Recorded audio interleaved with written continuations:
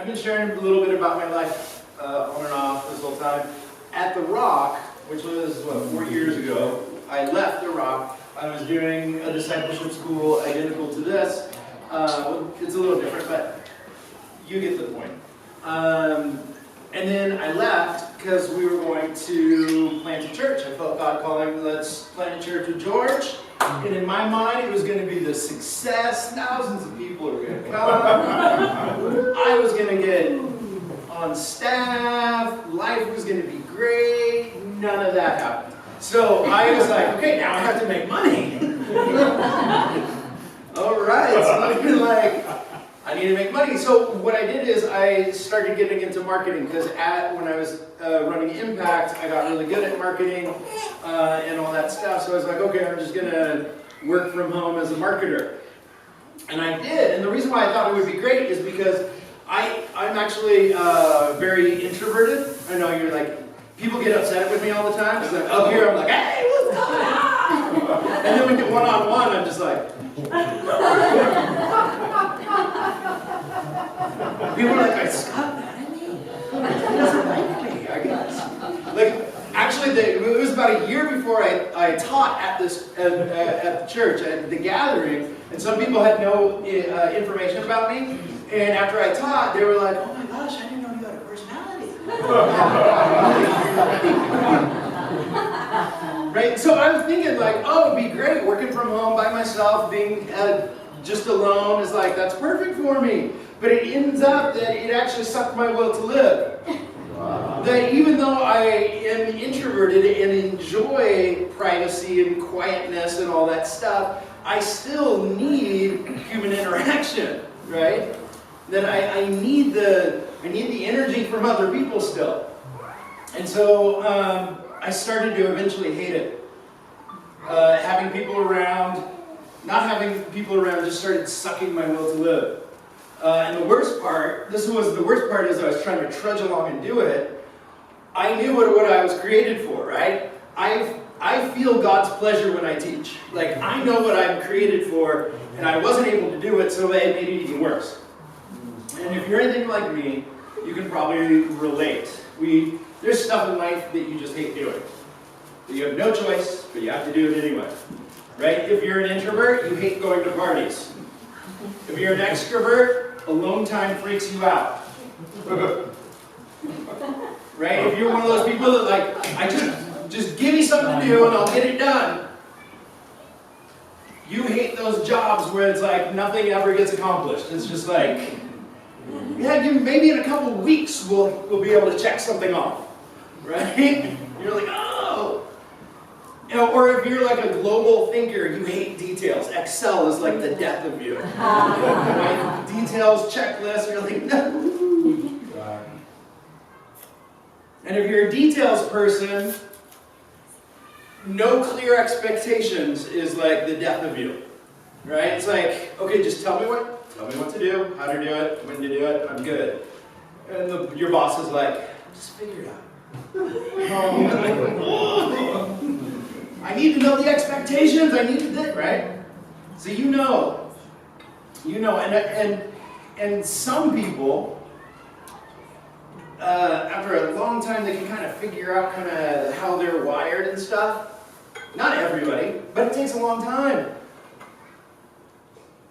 There's a lot of wasted time, and not everybody actually gets to figure out what they're like, how they're created, they're designed. But today I'm going to talk to you about how to shortcut the process. How to figure out your design. We have a curriculum at Impact called Design that we've created and worked on for a long, long time. And we deep dive into how God created you so that then you have a clear understanding of what you are called to, right? Because today we're talking about purpose. To understand it helps you understand your purpose and the general direction that you should be walking in life, right? And we're going to talk about that today. It's Design is the name of it, and it's actually an acronym. It's disposition, which is personality. emotional maturity, strengths, inclination in ministry, gifts of the Spirit, and natural abilities. You put all of those together and you get a really good understanding of how you work and why you work, and what things you shouldn't be working.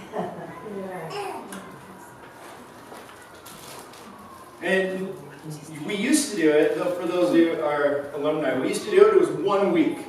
You just drink out of a fire hose for 5 days, it was like 15 hours of teaching. What we've decided to do is actually break it up, and it's going to be a weekly class now. So you're going to get over 20 hours, slower pace, so you can actually absorb the material and understand and process it. Amen. Yeah, and alumni, you're welcome to come. I just might get it this time.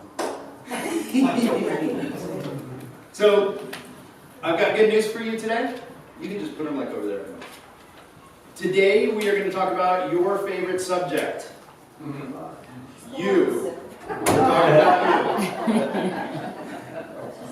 So what does God say about you? About how He created you? Psalms 139, verses 13 through 16 says, "For you formed my inward parts, you conceived me in my mother's womb. I will praise you, for I am fearfully and wonderfully made. Marvelous are your works, and that my soul knows very well. My frame was not hidden from you when I was made in secret and skillfully wrought in the lowest parts of the earth. Your eyes saw my substance being yet unformed, and in your book were written all of my days, the days you fashioned for me, as when yet there were none of them." So, what are we told about how God created you? You are fearfully and wonderfully made. Fearfully and wonderfully made. Ephesians chapter 2, verse 10 actually says, you are His workmanship, His masterpiece. I know some people say, the word there in Greek is poema. People say like, oh, you're His poem, He's writing this beautiful thing. That's a bit anachronistic, right? That means an anachronism is something that is out of place in time. See, we get our word poem from that word, but guess what the Greeks did not use that word for? A poem. They used it for a work, a completed, finished work, a masterpiece. You are God's masterpiece. He created you extraordinarily. And if you look at Psalm 139, it says, in your book, all of your days were written, the days fashioned for you, when still there was yet none of them. While God was creating you, guess what He would, well, not guess, I mean, I just told you. What was He, as He's creating you, what is He seeing? Your entire life. And all the days that He fashioned specially for you as He's creating you. You know, after having kids, I've realized that people are just different. I've got 3 kids, and they are dramatically different. I've got one, my middle kid, I call him Prince Charming, because he wakes up like a grumpy bear every morning. He wakes up, he's like, oh. He's exactly like that. That's exactly how I wake up. Right? And then I've got my daughter. She wakes up. She's like the Energizer Bunny. She's just running everywhere, like ah! God has created us from the get-go. Yeah, there's a little bit of like other people's influence, and we're going to get into that. But you were designed and handcrafted, specially for the life that God created you for to live. You realize that? You are uniquely created and designed for the life that God had in mind when He created you. Jeremiah 1, chapter 5.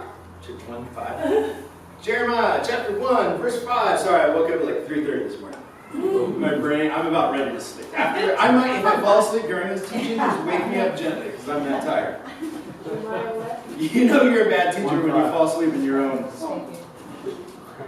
Jeremiah chapter 1, verse 5. Then the word of the Lord came to me, and he says, before I formed you in the womb, I knew you, and before you were born, I sanctified you. I ordained you a prophet to the nations.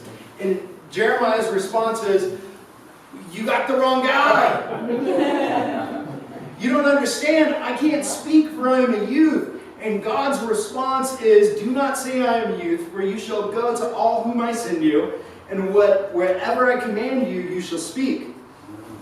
In the womb, God knows what kind of person Jeremiah is going to be and determines his vocation for him. In the womb, God knew exactly what kind of person you were going to be, and he has determined the direction, the call, the vocation that he wants you to walk in your life. And it's crazy. Jeremiah's like, no. And God's response is just to completely ignore it. He doesn't actually address it. God's response is, actually, I know you, and you will actually go where I ask you to. And you will actually do, because I created you for this. Does that make sense? Yeah. In the same way, God has created you. Right? So, if I were to give you a hammer, a saw, some nails, and some wood, what would I want you to do? Carve a tree. Build something. Right? If I were to give you some plants, some seeds, some trowels, I don't even know what else is involved. There's probably water. Did I mention that? What do I want you to do? I want you to grow something. By looking at the tools, the things that God has given you, it gives you this idea of, okay, this is the kind of person, the kind of walk, the kind of life, the kind of things, the direction that the Lord has for me. And what we do typically is we try and test and like bang our heads against something, and we waste years and years and years trying to discover what we're actually created for. So today, I'm going to help you out a little bit. We're going to just do a quick flyby. Okay? So I'm going to just give you so brief, but it's still going to be good. So to give you an idea, we're going to be talking about the disposition, right? Your personality today. But I just want to really quickly run through some of the other things. Emotional maturity. When you come to Impact, you're going to learn about emotional maturity. It's one of the most key ingredients to success. People think that those people that are smart are the most successful. It is not true. Those that are the most emotionally mature in life are the most successful. They typically get paid higher than anybody else. Because, right, a boss wants to work with somebody that's good to work with. Right? And there's 4 different components. There's the personal awareness in emotional maturity. You need to be aware of yourself and your emotions. Right? Some people, they have no clue what they're actually even feeling. What are you feeling? I have no idea. That means you've got no awareness. The second thing is, once you have awareness, you need to have personal management. Right? Some people know what they're feeling, but they have no management of what they're feeling. I've got some bad news for some of you. Even though I haven't seen your social media account, I can guess that you're under this impression that whatever you're feeling, you should let everybody know. The reality is, the Bible says a fool vents his feelings. Just because you're feeling something doesn't mean you should be expressing it. That's what the management is. Okay, when is it appropriate to express this feeling? When it is not appropriate. We're going to dive into that and learn more about that. And then the second part is the social aspect, being socially aware, walking into a room and getting the vibe of the room. Right? And then the most difficult but most rewarding part is social management, using my emotions to help you manage your emotions. And those are the kung fu people. Right? And then we're going to talk about your strengths. right? It's through Strengths Finder. If you're not aware of it, it's extraordinary.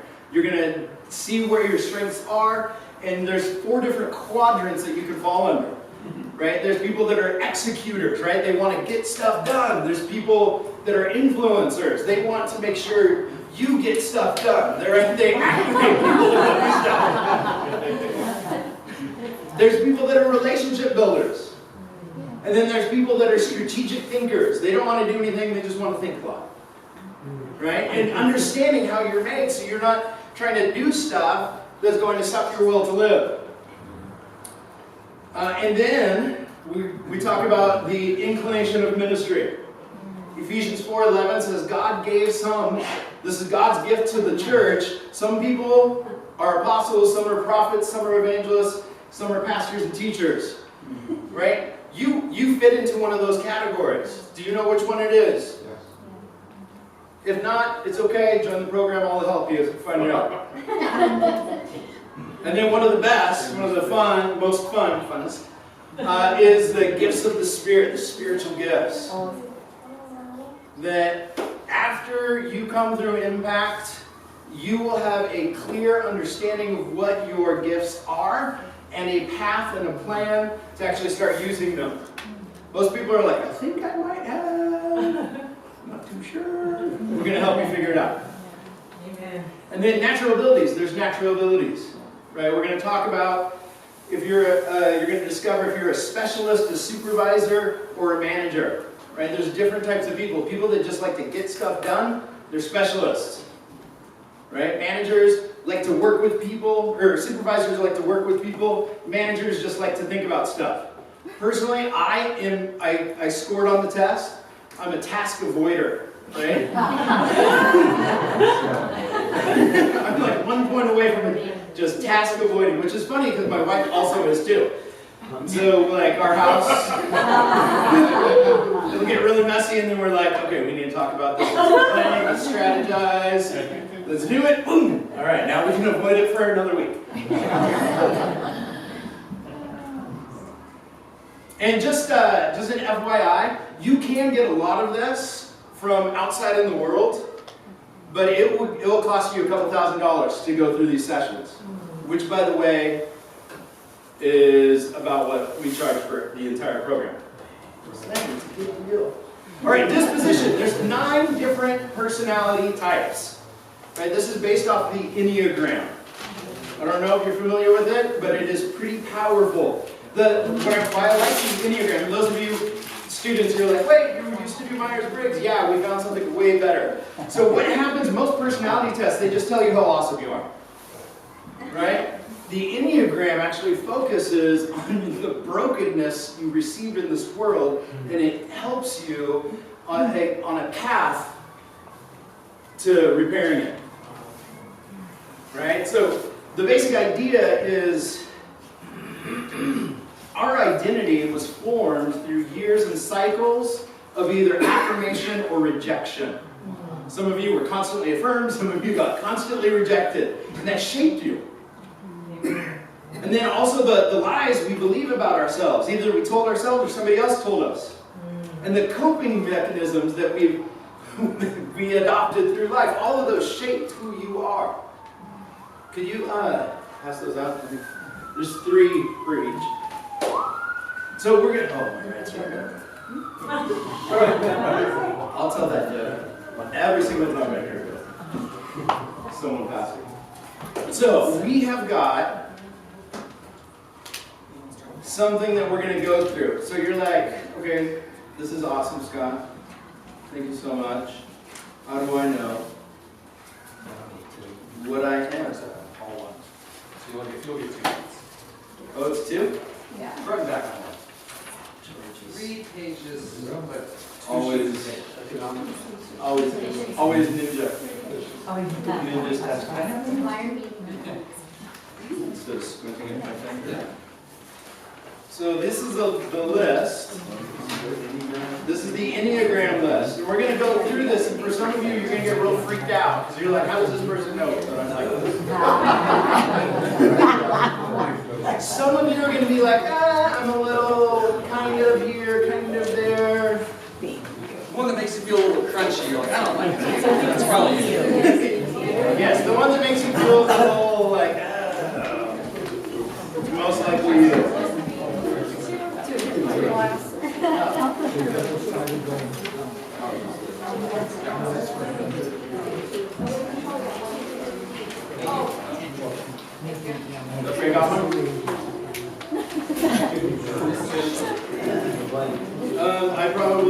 That last one's supposed to be a 9.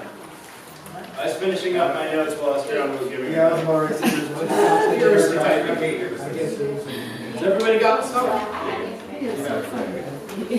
Does anybody not have anything? Alright, perfect. So, you might be a number 1 if most of these statements apply to you. People have told me I can be overly critical and judgmental. I beat myself up when I make mistakes. I don't feel comfortable when I try to relax. There's too much to be done. I don't like it when people ignore or break the rules, like when the people in the last line of the grocery store has more items than they're allowed. Details are important to me. And those of you that are laughing, you're like, you're probably this.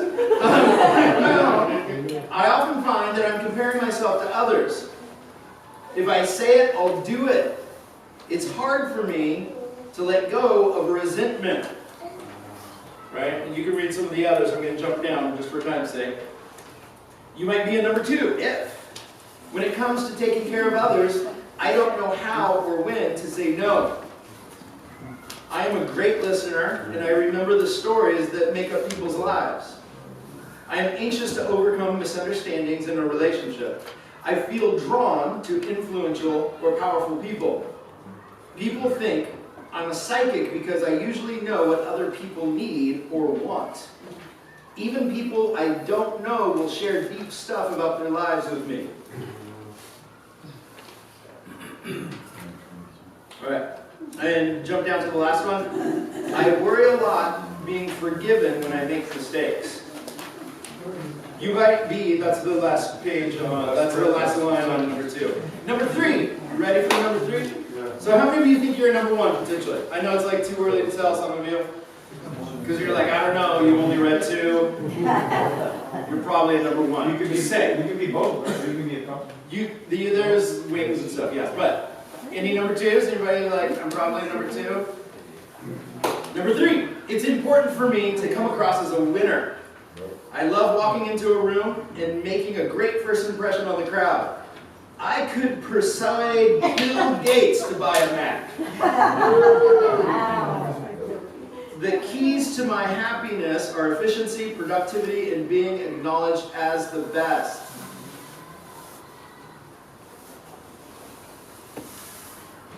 People say, I don't know when to stop working. Anybody think they're number 3? It's okay. It's all right. Number 4. Number 4. I like things that are unconventional, dramatic, and refined. I'm definitely not a fan of the ordinary. Somebody's laughing. I never really felt like I belonged. I have so many feelings in a day, it's hard to know which ones to pay attention to. Some people think I'm aloof, but really I'm just unique. In social situations, I tend to hang back and wait for others to approach me. Melancholy, which is a form of sadness, moodiness, is comfortable for me. So it's annoying when people try to cheer me up. I'm not like everyone else. Thank God. Anybody think they're potentially number 4? All right. Boom. Number 5. You can read more to get more in depth. I can take care of myself, and I think others could do the same. I don't always say things out loud, but in my head, I'm pretty sarcastic and cynical. I often feel awkward around people. I am okay if people ask me a few specific questions about myself, but I don't like it when people want too much information from me. I need time alone. If I want people to know how I feel, I will tell them. I generally wish they wouldn't ask. I think thoughts are more reliable than feelings. I typically need a few days to process an experience or in order to know how I feel about something. Anybody think they're number 5? All right, welcome to the club, guys. I might be a 6 if I'm always imagining and planning for the worst. I often don't trust people who are in authority. People say I'm loyal, understanding, funny, and compassionate. Most of my friends don't have as much anxiety as I do. I act quickly in a crisis, but when things settle down, I fall apart. When my partner and I are doing really well in our relationship, I find myself wondering what will happen to spoil it. Being sure I've made the right decision is almost impossible. I'm aware that fear has dictated many of my choices in life. I don't like to find myself in unpredictable situations. I find it hard to stop thinking about things I'm worried about. Number 7, anybody think they're 6? All right.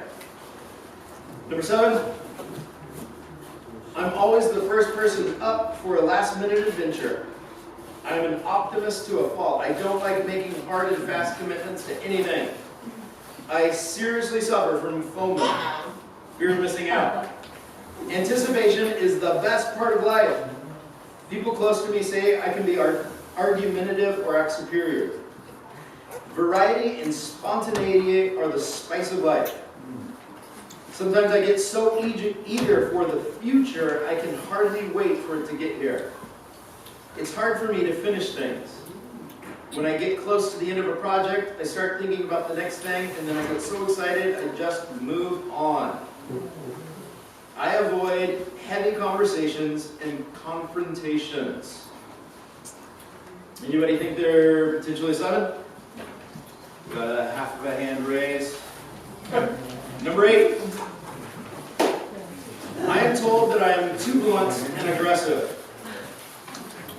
Doing things halfway is not my spiritual gift. I enjoy a good verbal skirmish, just to see what the other person is made of. In relationships that matter to me, I insist on being honest about conflicts and staying in the fight until things are worked out. It's hard for me to trust people. Justice is worth fighting for. I can sniff out people's weakness the first time I meet them. Saying no is not a problem for me. I welcome opposition. Bring it. I make decisions fast and from the gut. And I don't like it when people around me beat the bush. Do we have any 8s? 1 or 2? You're in good company? My wife's an 8. Number 9. Number 9. I'll do almost anything to avoid conflict. I'm not a self-starter. Sometimes I get lost in doing trivial tasks. Well, the things that really need to get done, I put off. I'm happy to go along with others want to do. I tend to procrastinate. People seem to want me to be more decisive. When I get distracted and go off task, I give my attention to whatever is happening right in front of me. I often choose the path of least resistance. I find routines at work and home comforting, and I feel unsettled when something throws them off. Others seem to me as more peaceful than I really am. I have a hard time getting started, but once I do, I really get things done. I'm a what you see is what you get kind of person. Any number 9s? It's okay. Read through all of them. This is what it says 8. I know. Yeah. Thank you, number 8. I expected the 1 to do that. I already admitted it. All right. Okay, so here we go. You ready? We're going to just jump in real quick. We're going to talk about how these potentially are, the lies that you received as a child and the truth that you need to replace. Because here's the deal. All these personalities, there's unhealthy and healthy.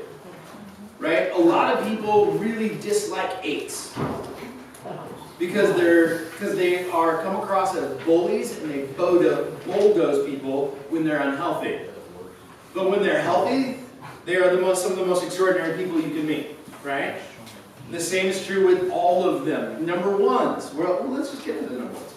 So the goal is, how do I get to be healthy? How do I mend the broken lies that I received? So number one, you ready? They are the perfectionist. The name for the number one is a perfectionist. They are ethical, dedicated, reliable. They are motivated by a desire to live the right way, to improve the world and avoid fault or blame. Right? From the time they wake up to the time they go to sleep, they see everything that is wrong with the world and they feel it is their personal obligation to fix it. They need to be perfect, and they're always in fear of somebody jumping out and being like, oh, you just messed up. They're always like, I have to do everything perfectly. The biggest emotion that they feel is resentment. And everywhere they look, they see everybody having this grand old time. Just having fun, breaking rules, not getting caught, not getting punished. But they feel obligated. They can't do any of that. They have to do what they should, even though it's not what they want to do. And here's the lie that they believed as a child. The wounding message. That in order to be good and do things right, mistakes are unacceptable. In order for you to be good, mistakes are absolutely unacceptable. People and things are either perfect or they are wrong. And you grow up, you've got this critic inside your head that will not shut up, telling you everything that's wrong with you, and how you're failing, and what's wrong with everybody else, and what's wrong with the world. And the truth that you need to hear, if you're one, you believe that the only way to know peace inside is by perfecting everything on the outside. Right? The only way for me to experience peace is if I make everything perfect. But that tranquility only comes when you surrender your compulsive need to perfection and stop stifling your emotions. In particular, anger. Don't hide your true self behind the veer of like, oh, I'm so perfect. Here's the truth, all my ones out there. A person does not need to be perfect in order to be good. Right? The reality is there's only one that is perfect, and it will never be you. His name is Jesus. And he has given his perfection, his righteousness, to you. Number two, the helper. These guys are warm, caring. How many helpers do I got? Got a couple. They're warm, caring, giving. They are motivated by a need to feel loved and needed and avoid acknowledging their own needs. I love these people, but I also feel horrible for these people. When I look, I know some number twos, and my heart breaks for them sometimes, especially when they're unhealthy. So, first of all, they are the most supporting, caring people you will ever meet in your life. But they're also super sensitive to criticism. It breaks their world. And basically, they need to be needed. They don't really feel they are very valuable at all, and they get all of their value from being kind to people, to being needed, to fulfilling needs. They need to, and this is the thing, they have to be the helper. If you try to help them, they're like, no, can't help me. No, this is the wrong relationship. I'm the one that does all the helping. Because what it does is it threatens their sense of value if we try to help them. And it's super hard for number twos to ever actually tell anybody what they really need. Because they are extremely fearful of rejection. If they actually say, this is what I need, being rejected for it. And what happens is they burn out a lot. Because they're running around trying to meet everybody's needs. And if you don't give them validation back, they'll kill you. They can get really nasty when they're not getting their love back. And here's the deal.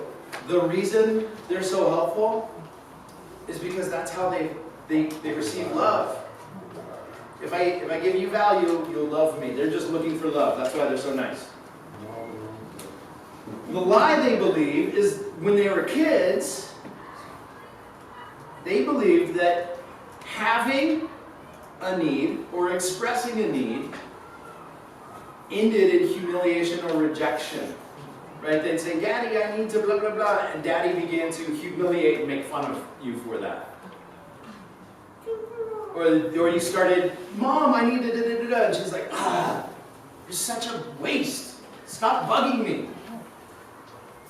And so they learned, I can never have needs. And the truth that they need to hear is, you are wanted. You are loved and you are wanted.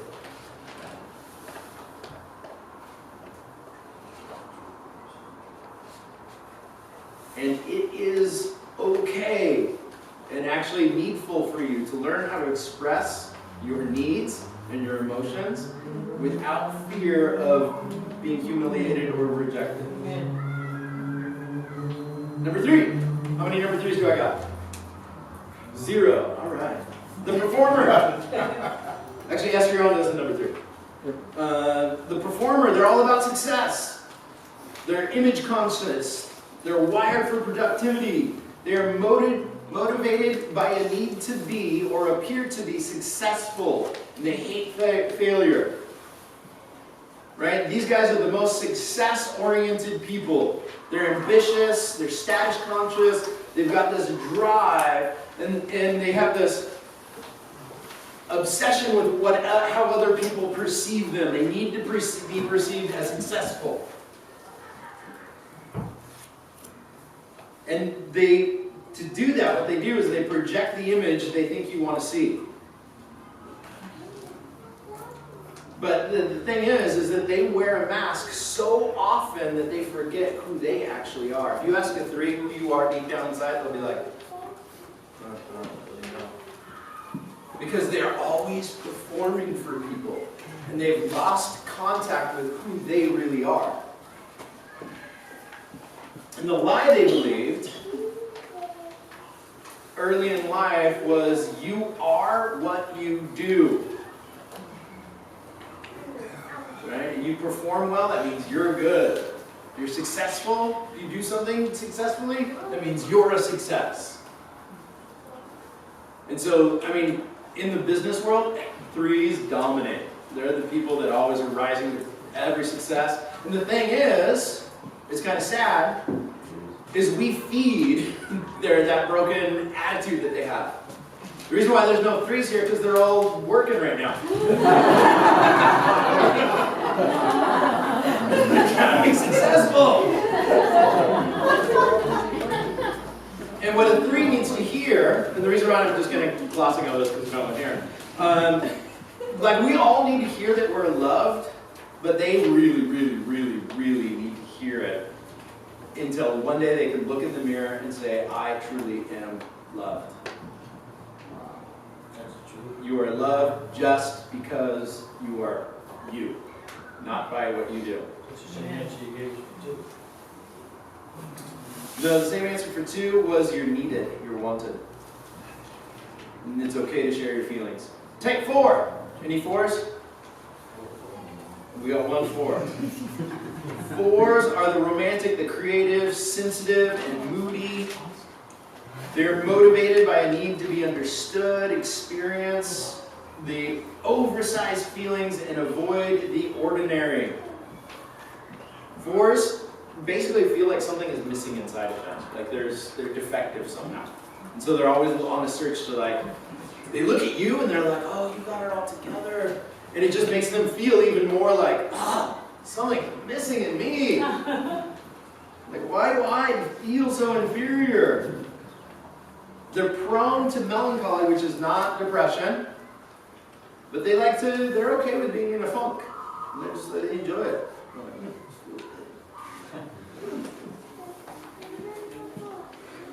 Fours are the most complex type of all the Enneagrams, and what you see is never what you get. And typically they've got this desire to be different. You know, not to say any of my fours in here are like this, but every once in a while you come across somebody and they dress kind of, you're like, wow, that's an interesting choice, and they act kind of different, eccentric. Typically those are fours. They like being different from everybody else. They don't go to IKEA. They go to like some crazy, guy who bought this piece of thing from Pakistan. They want to be different. Everything they do, they want to be different. And authenticity is super paramount to them. The people that are like, let's just be real, they're probably fours. Like they don't like fake. They don't like,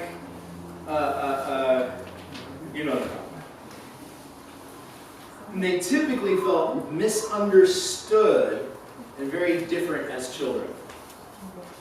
The lie that they had is there's something wrong with you. No one understands you. You'll never belong. Right? That's what they learned in life. And the truth, they need to hear loud and clearly, there is nothing missing from you. You are fearfully and wonderfully made. God did not forget to put a piece inside someplace. That's the truth they need. Number fives. Who am I? Number fives. Okay. Number fives, in my humble opinion, are the best. Just kidding.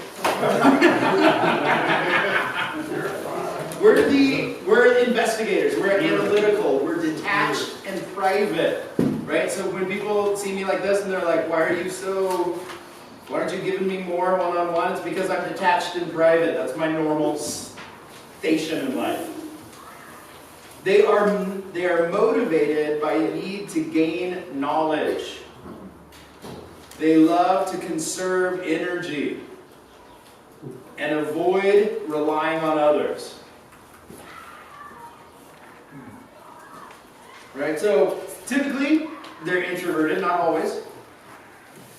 And they don't believe, they don't believe I have the resources to meet the demands of the day. Right? And so they're always in conservation mode. Like, how much is that effort? What is that going to cost me?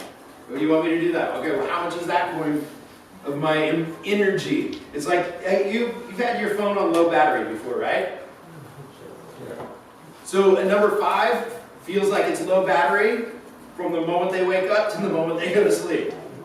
Because you have your phone on low battery and you're like, okay, well, I shouldn't send that text because my phone might die. And I just might need it in case of, That's how fives walk around life.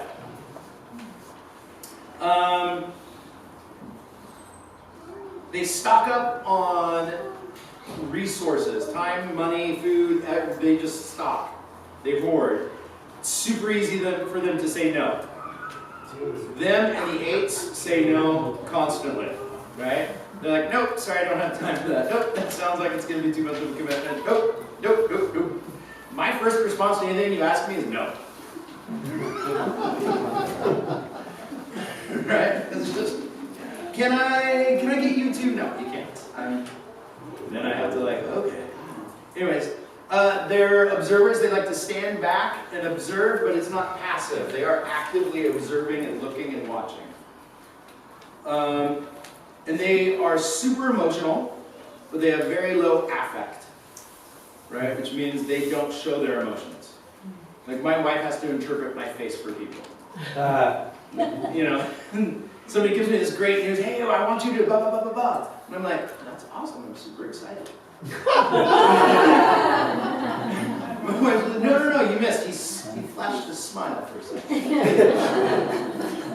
got this inherent, anytime an emotion comes, it cannot be shown. And so even when I'm like, I'll go straight back to keep it calm. All right, the lie that you believed is that you are not capable of handling the demands of life. And to survive, you'll need to be emotionally detached and hide. That's the lie that you believe. The truth is that God supplies all you need for life and godliness. And you need to trust in God's ability to provide for you, not in your own ability to protect your resources. Number 6. How many, do I got any 6s? Potentially 1? Potentially 2? These are the loyalists. They're super loyal, but they're, we'll get into it. Committed, they're practical, they're witty. They are worst case scenario thinkers who are motivated by fear and the need for security. Right? They have to feel secure. That's one of their driving factors. And they see the world through a lens of fear constantly, which doesn't really do well in relationships. Right? And they've got this capacity to be fearless and fearful, back and forth, back and forth. Like, I can do that, no problem, no. But they're constantly playing out, what if this happens, what if that happens, what if this happens? Their brain will not shut off with all the bad things. And one of the most common emotions they experience is anxiousness, anxiety. I mean, when you're always doing worst case scenario doomsday in your head, who wouldn't have anxiety over that? And the lie that they were told is that the world is unsafe. People are unsafe. You need to be on your guard constantly.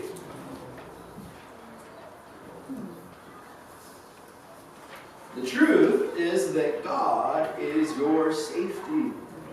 Cast your cares upon the Lord because He cares for you. God has your back in ways that you can never have your back. Amen. And learn to trust the Lord. Number 7. How many 7s do I have? You need to read through that one. So typically, there should be a lot of 7s in here because this is like your thing. It's a new experience. And that's what 7s are all about. They're the enthusiasts. They're fun, they're spontaneous, they're adventurous, they're motivated by a need to be happy. To plan stimulating experiences and to avoid pain. These are the people you want to have around at a party. They're the funny ones, the hey, let's woo, they have to tell great stories, entertaining, laughing. They're your foodies typically. Oh man, there's this great restaurant we have to go try. They're always trying something. They're always on the hunt for a new adventure.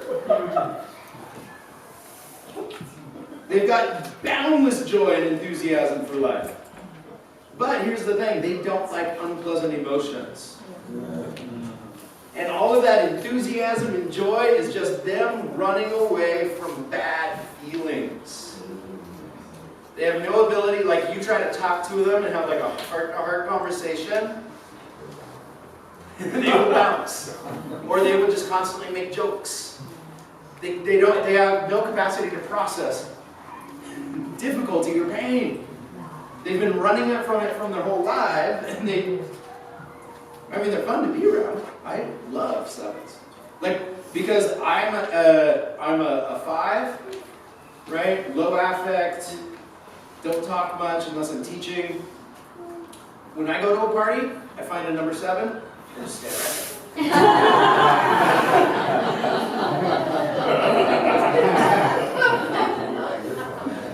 it. Where's that? Oh, there's no. They're gonna carry the conversation for me. All right. Saving all them jokes for class.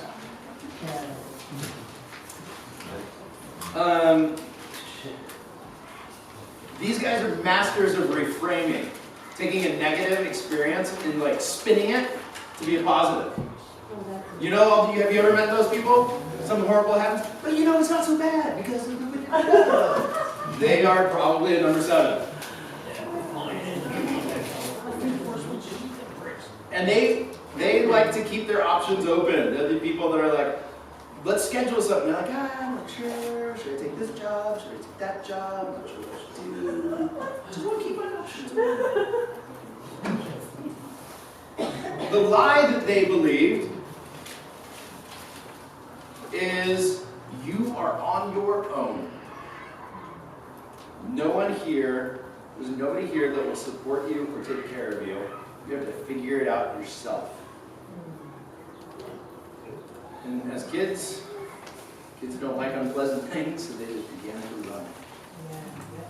And the truth is, that they need to learn, is you don't have to care for yourself. God will take care of you. God is so much bigger and better than taking care of you than you will ever be, and trust in His care. You also need to learn how to be okay with difficult emotions. But we'll talk more about that when we're doing the class. Number 8. I love number 8. I got several number 8 friends. I'm good with number 8s because I have low affect, and I'm okay with it. I'll just like tell you, they get all crazy, and you're just like, oh, no. Crazy. But most people are like, oh. So they're the challenger. They're commanding. They're intense and confrontational. They are motivated by the need to be strong and avoid feeling weak or vulnerable. Right? When they are unhealthy, they are the bulldozers, the people that get in your face and try to intimidate you and yell at you. When they're not, they're really nice. So what they're like, they're aggressive, they're confrontational, they're high voltage. They're fiercely independent, and they hate being controlled. You try to control them, they'll gloves on. They will fight you tooth and nail if they feel like they're being controlled. And here's the crazy thing. This is the fun part. What feels like intimidation to you and me feels like intimacy to them. You know, they're like in your face and boom, boom, and you're like, please stop. They're like, no, we're connecting right now. This is, why are you walking away? We were having a moment.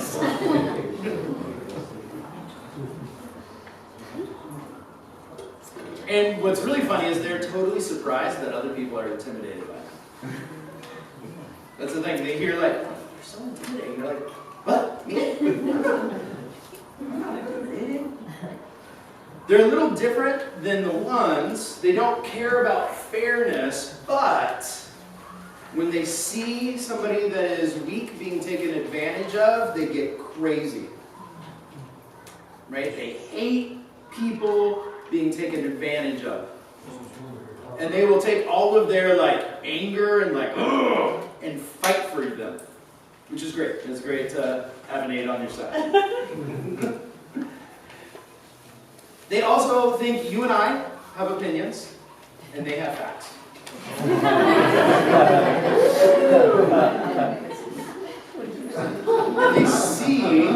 they see vulnerability as weakness. What is it? As weakness. Vulnerability, intimacy, is weakness. So if they ever actually open up to you, that's like, they trust you like crazy. The lie that they believed as kids. The world is a hostile place where only the strong survive, and the weak and the innocent get emotionally beaten up or betrayed. So you need to put on your armor and never let them see your soft side. You let people see your soft side, they will take advantage of you. That's 8. The healing message, the truth that they need, is this. There's a ton of trustworthy people in the world. And though the risk of betrayal is always real, love and connection will forever elude you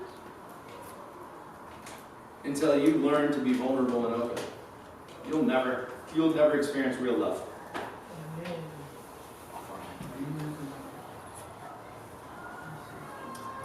Number 9. Type 9. These are the peacemakers. These guys are laid back, pleasant, accommodating. They're motivated by a need to keep peace, merge with others, avoid conflict. They see an 8, they run away.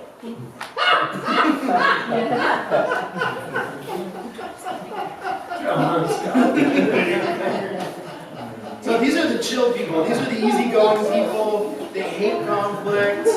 Do I have any 9s? Anybody that thinks they're a 9? 1 or 2, 3? Right? But the thing is, they're always trying to make peace. And so they are, number 1, almost always in a state of like fatigue. They have to, on a regular basis, they deny their own emotions in order to make sure other people are satisfied. Do you know how much energy that is? They just feel like depleted all the time because it's a lot of work making sure other people are happy and telling yourself like, shh, shh, shh, shh, your needs aren't important.